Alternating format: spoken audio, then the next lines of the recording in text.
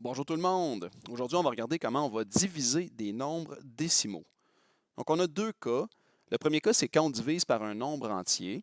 Donc, c'est un cas que vous avez fait au primaire plus d'une fois. Alors, on commence tout simplement avec 5,12. Je mets mon crochet et je mets mon 5 ici. Puis là, je ne vous conseille pas, je ne vous recommande pas nécessairement de faire votre carré de 9 à côté ou carré magique. Là, ça dépend de comment ça vous a été enseigné, là, le 5, 10, 15, 20, tout ça. Donc, écrire tous les multiples de 5, parce que souvent, on ne se rendra pas jusqu'au bout de ça. Donc, vous perdez un temps fou à faire ça pour finalement ne pas vous en servir. Donc, si 1 fois 5 égale 5, il me reste 0. Je passe par-dessus ma virgule. Je descends à mon 1. Donc, je mets ma virgule ici.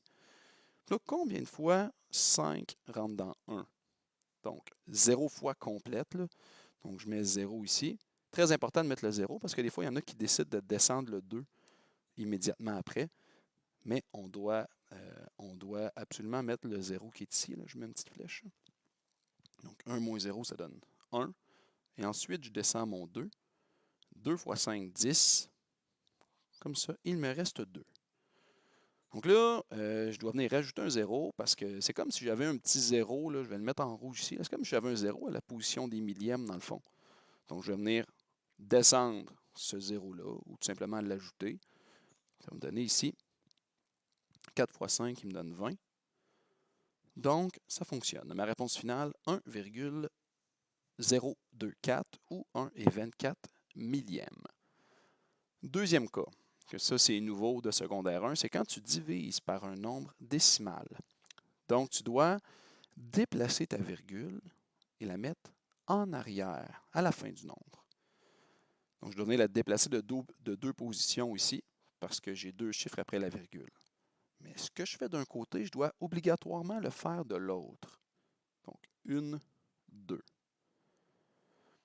Je me retrouve avec la division suivante, 215,25 divisé par 25. Je ne suis pas obligé de mettre le 0 en avant. En fait, ça ne changera absolument rien.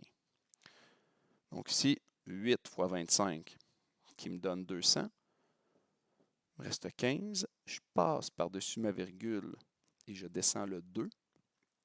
Donc en passant par la virgule, je rajoute ma virgule. 6 fois 25 qui me donne 150.